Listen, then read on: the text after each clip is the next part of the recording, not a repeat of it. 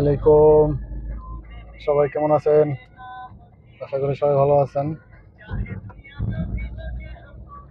যাত্রী নামাইলাম, এখন বাসার উদ্দেশ্যে যাচ্ছি।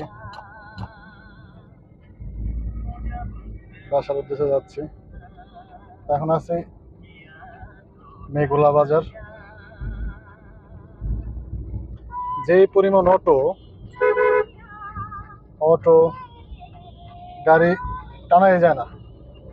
1 বছর বা 1.5 বছর আগে এত অটো ছিল না। ইদানিং যে অটো, আসলে করার কিছুই নাই, যেহেতু প্রবাসীরা প্রবাসে বেশি একটা সুবিধা করতে পারতেছে না। সেই ক্ষেত্রে হচ্ছে আপনার সবাই বাড়িতে এসে একটা অটো কিনে। তো কি করবো, জীবিকার তাগিদে তো কত কিছু করতে হয়। তো অটো কিনে অটো চালায়, তো সমস্যা নাই। সেটা কাজ করে খাওয়া ভালো,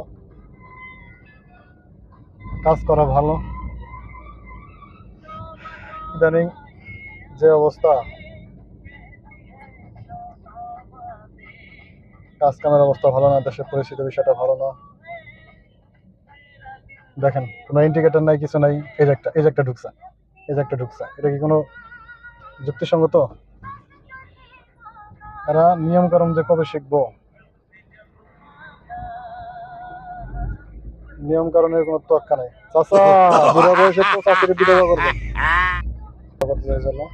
তো যাই হোক, হ্যাঁ বাবু, সাইড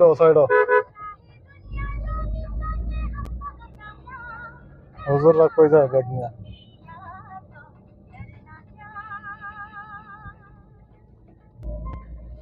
তো যাই হোক, আসলে গাড়ি চালালে রাস্তাঘাটে অনেক কিছু দেখা যায়। তো ভাবতেছি সবকিছু দেখানোর চেষ্টা করুন।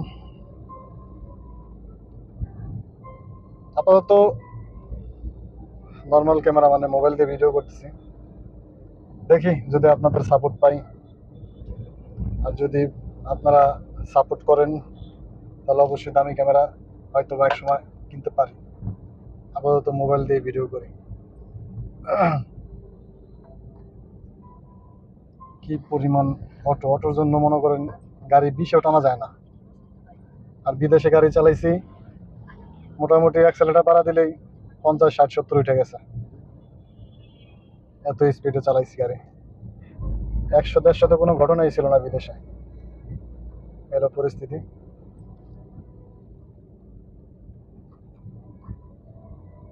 মাটির বাম সাইডে কিছু দোকান, মাটির হাড়ি বাঁধিলে মোটামুটি ভালোই, খারাপ না। তো যাই হোক, অবশেষে ঢাকা থেকে আসলাম, রুগী নিয়ে গেছিলাম। আজকের যে প্যাসেঞ্জার মুরব্বী মানুষ, আসলে জায়গা উনি যে লোকেশন দিছে ওই লোকেশন মতো পরে আমার গুগল ম্যাপের সাহায্য নেওয়া লাগছে। গুলশান 1, 37 নম্বর রোড, 137 নম্বর রোড, 12 নম্বর হাউস। তো আমি তো আর 137 নম্বর রোড তেমন একটা চিনি না। 1 নম্বর রোড তো সবাই চিনি, আনকমন রোড।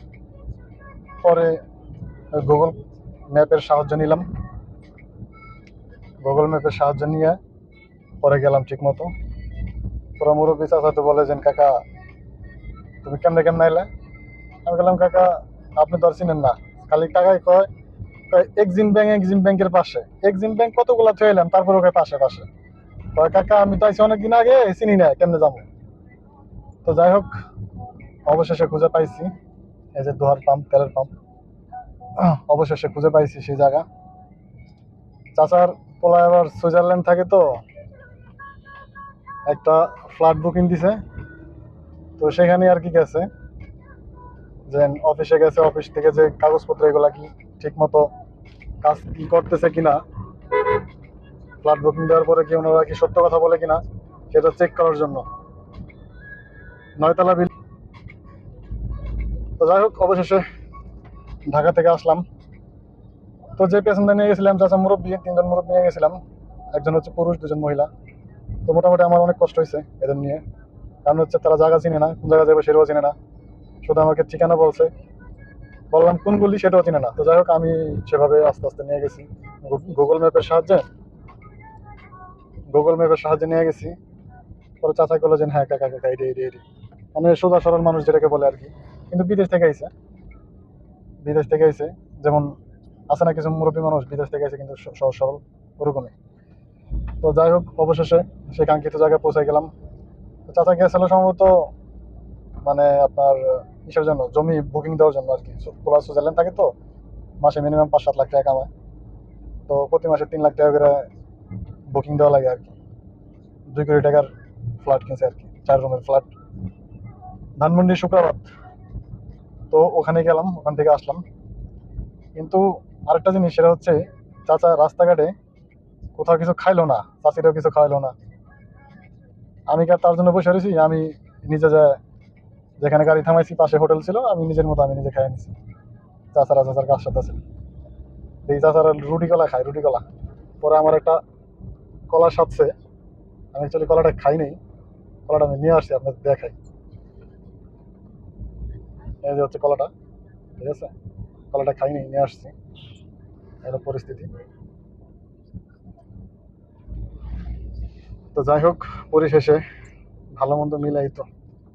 হ্যাঁ, তবে হিসাব করা ভালো, বেশ হিসাব করা ভালো না। কারণ লাঞ্চের টাইমে যদি না খায় তাহলে শরীর অসুস্থ হবে। আমার মতো আমি খেয়ে নিছি, তারা তাদের ভিতরে ভিতরে কাজ কাম করছে, আমি খেয়ে নিছি আমার কলার সাথে। আমি বলছি না, আমি ভাত খাইছি কাকা। পরে কয়, ভাত কোথায় পেলে? আমি কি কাকা আসলো, আমার করবেন আমি খাইতাম। পরে আমি চিন্তা করলাম কাকা আপনি যে কিপটা, আপনি আমার ভাত খাইবেন, থাক আপনি বাসায় যাই খেয়েন, মনে মনে কইতেছে আর কি। পরে চাচারে কইলাম চাচা আপনি বাসায় যাই খাইন। হ ঠিকই কইছে। আমি কাকা বেশি না, 1 ঘন্টা লাগবো।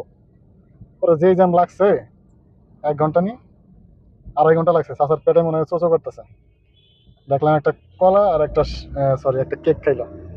তো যাই হোক, কেক টেক খাওয়া শেষ। আচ্ছা না, পিঁপড়াই খাইলো বড় লোকের ধন। পিঁপড়া আসলে বড় লোকের ধন খায়। তো আমি এখন আমার গ্যারেজের সামনে চলে আসছি, এখন গাড়ি গ্যারেজ করব।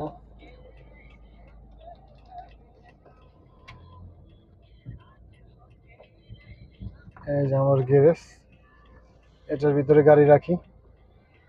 তো এই হলো আজকের কাজ। আল্লাহ হাফেজ, সবাই ভালো থাকবেন। ভালো লাগলে লাইক কমেন্ট এবং শেয়ার দিবেন। আল্লাহ হাফেজ।